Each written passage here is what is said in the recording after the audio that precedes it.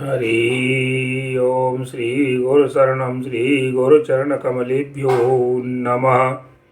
गजाननं भूतगणादिसेवितं कपित्थजम्बूफलचारुभक्षणम् उमासुतं शोकविनाशकारकं नमामि विघ्नेश्वरपादपङ्कजं।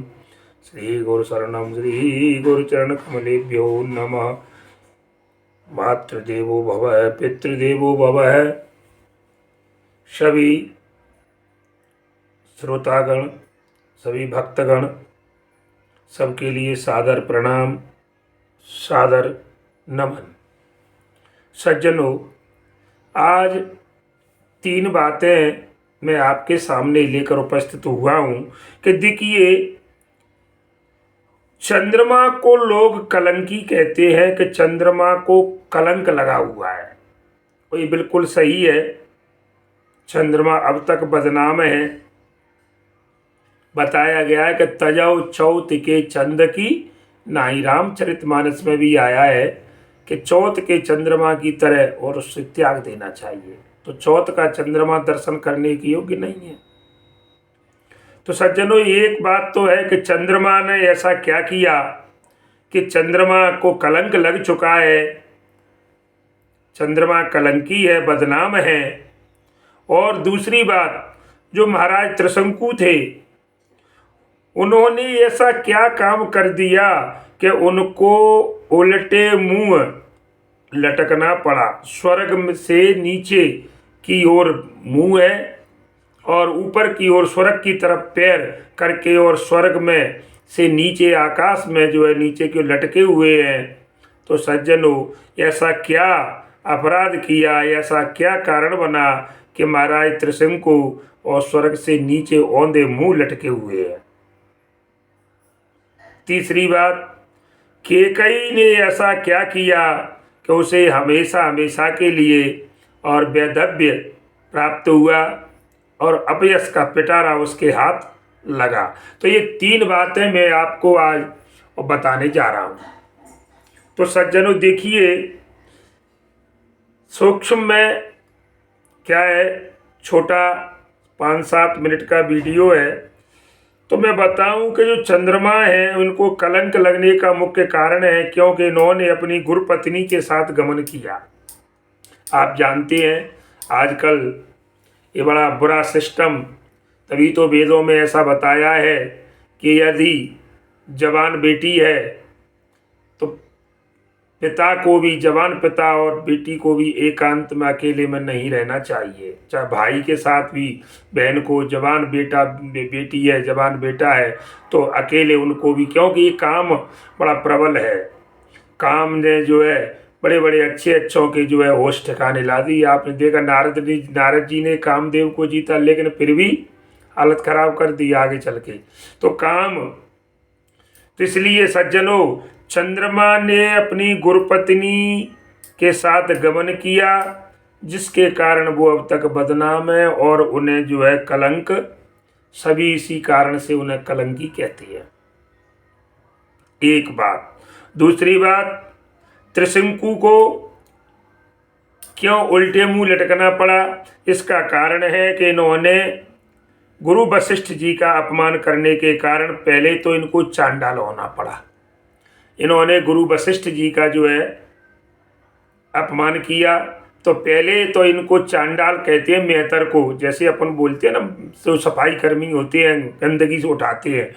तो पहले तो इन्हें चांडाल होना पड़ा और उसके बाद क्या किया, विश्वामित्र जी के जो तपोबल के कारण विश्वामित्र जी ने अपनी, क्योंकि विश्वामित्र जी का और वशिष्ठ जी का आपस में 36 का आंकड़ा था, इनकी दोनों की आपस में बड़ी दुश्मनी थी।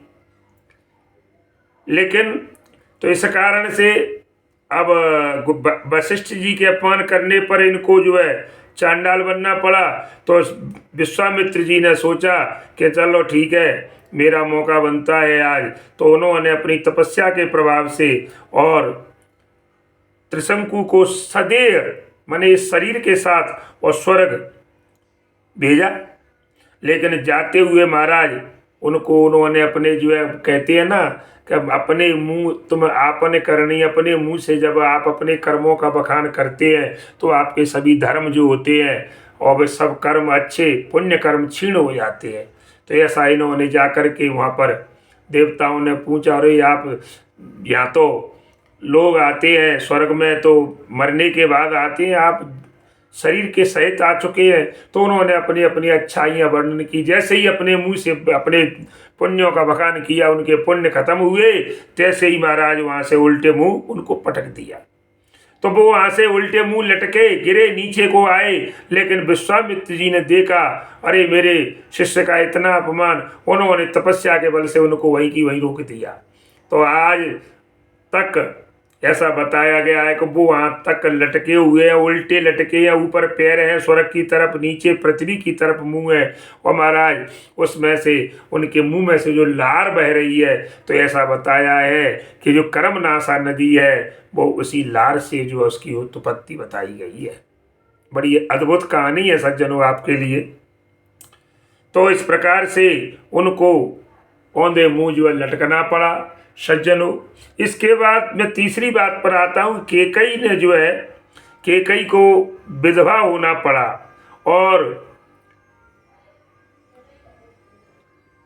जब तक उन्होंने अपने प्राण गंवाए तब तक तो ठीक है, लेकिन जब तक ये पृथ्वी रहेगी, रामचरितमानस गोस्वामी बाबा की और रामायण वाल्मीकि जी की रामायण चलेगी, इस पृथ्वी पर रहेंगी, तब तक सज्जनों उनको लोग अपयश ही देंगे और उनको लोग एक गलत औरतों की श्रेणी में ही रखेंगे। देखिए, जो अपने पति की नहीं है वो स्त्री किसकी होगी।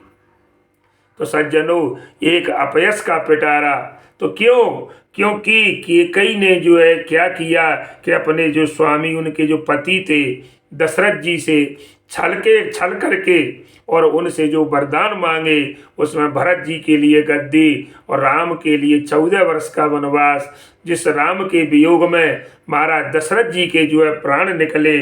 और उसके बाद महाराज कैकई जो है विधवा हो गई, वैधव्यता को प्राप्त हुई। कैकई के साथ में आकर अब 3 रानियां थीं, तो कौशल्या जी सुमित्रा जी को भी वही वैधव्य स्वीकार करना पड़ा। लेकिन महाराज हाँ उनको नहीं, लेकिन एक चीज अपयश का पिटारा पूरा जो है कैकई के मत्थे मढ़ा गया। तो मैंने आपको आज 3 बातें, 3 कारण शॉर्ट में, अब मैं विस्तृत में आपको मैं जो है कल के प्रसंग में अगले में और कि पूरा किस्सा चंद्रमा का गुरुपत्नी के साथ किस प्रकार गमन किया। तो आज तो मैंने केवल इतना ही बताया कि इसी कारण से वो बदनाम है, कलंक लग चुका था उनको। तो लेकिन अब मैं अगले वीडियो में आपको मैं डिटेल से उसका वर्णन करूँगा। इसी के साथ जय श्री राम, जय हनुमान।